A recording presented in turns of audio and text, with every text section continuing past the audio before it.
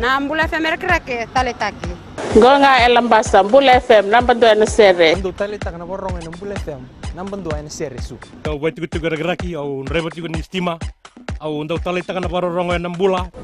Tolo bina Fiji Bula FM nambando wa esinga toka.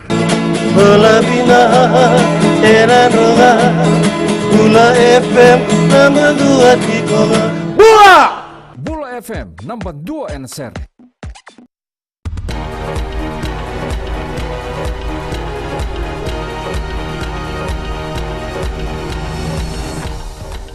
Ni sambula sai koyongo na vakaleleka ni nonda itukutuku. Mai la sika tiko endona itukutuku ena nonda vakalola mataki na tamata takadaka ena ndona kambani ni vava mai lami. Neda ni kambani ongo na Shoes Fiji Limited kan di kebara na tambani ni tukutuku ni ruto roka e vidana lawa ni tamata takadaka. Erto bakaritaka e ruana marama karo takadaka ena kambani ni rui leilai nei sau esolia ni beira.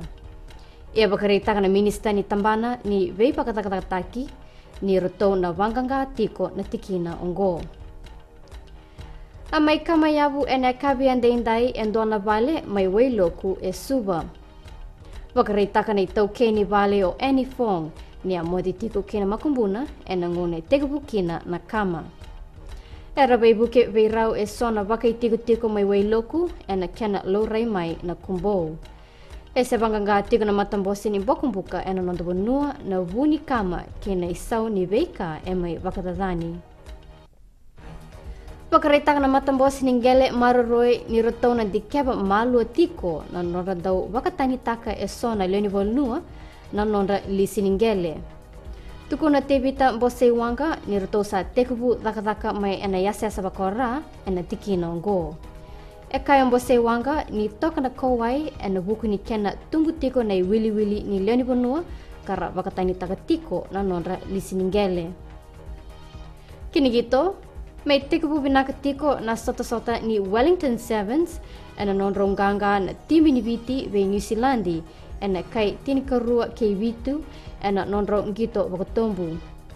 Wakarita ko Ben Ryan ni rotosa vanandukuya ng ganga oya ena bimbi ni vengi teso ertona sota tiokina. Ia toka na kawai ena buku ni maboa ka edobi osea kulinisau. Esa may dabe keri na vakaleleka ni nonda itukutuku, ninguém tomou ni talmai na bong ni moniti ni tema demanda.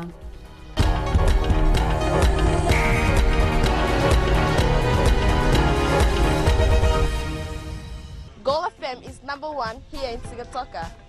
Gold FM is our favorite radio station here in Lautoka. Gold FM is #1 in Nel. I love listening to Gold FM in Ba.